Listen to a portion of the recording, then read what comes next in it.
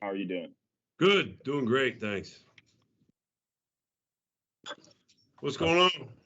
Yeah, I guess I'll start. Coach, just kind of through 4 games, how did you kind of um, grade your offensive line? I know there were some struggles early. The guys said they saw that on film. How do you feel like they've improved since the early games?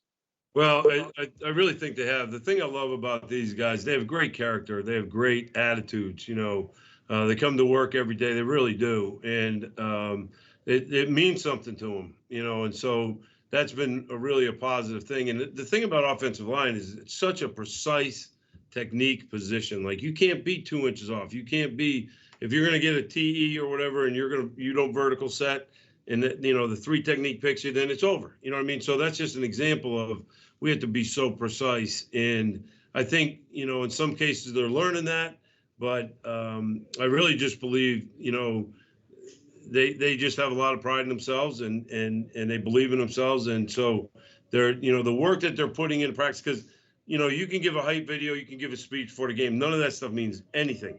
What means something is going out on Tuesday and getting it down in practice and all those things. And then that's where I think we're improving. We've had some tough games, but I think I can see progress every day in the group.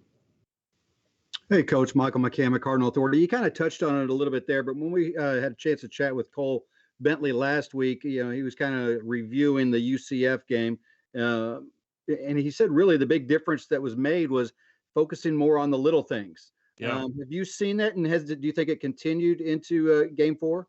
Yeah, I think it did. I mean, I got news for you guys, and I think you guys know this. Florida State is a heck of a team. I mean, they really are. Defensively, they got some players.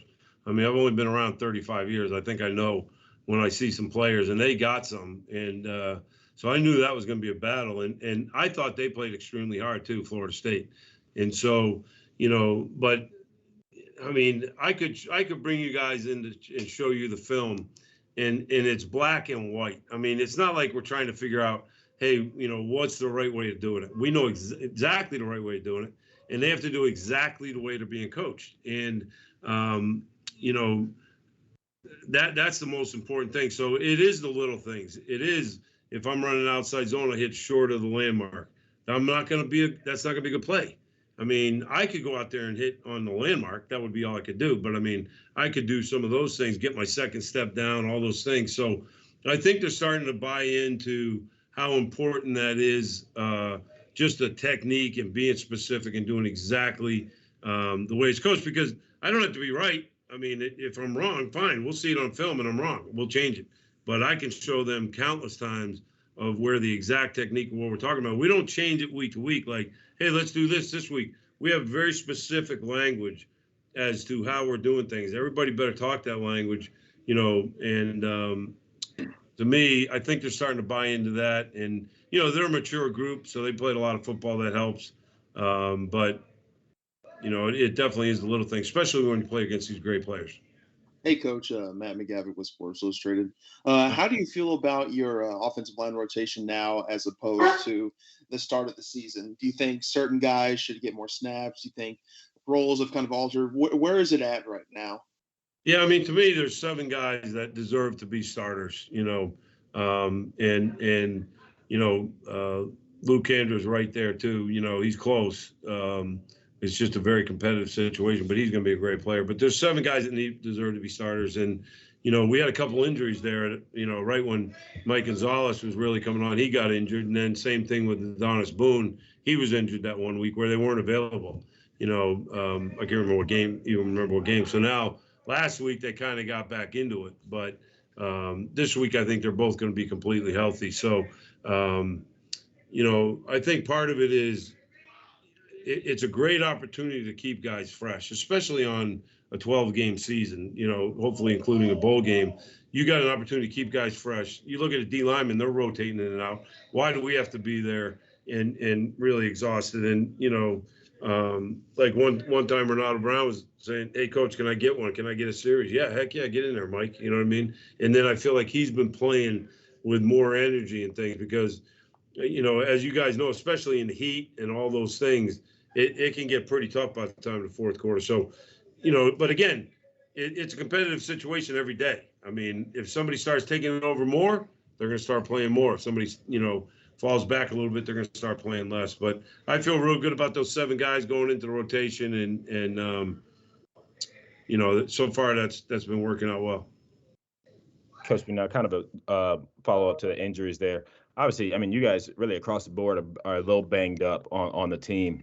For you on the offensive line, what did that time with those guys out? What did you learn from that? And then how much did that depth help you when you had Gonzalez and Boone out?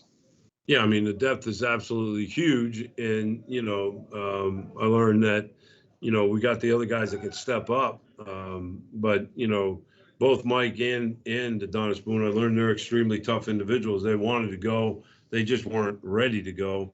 But, you kind of get a feel for these guys, especially you hit some adversity to get into the season, like how much do they really care and how much are they really willing to work and sacrifice for the team. And so I've learned a lot about that in the last few weeks. I feel like just seeing guys go through struggles and things. So, it's been really positive. And then the depth, I mean, I really believe I've had more depth here than I have in a while. At Ole Miss, the first year, we probably had 7, 8 guys that could play too. But since then, there hasn't been 7 to 8. I mean, I'd put Luke Kander in a game in a second.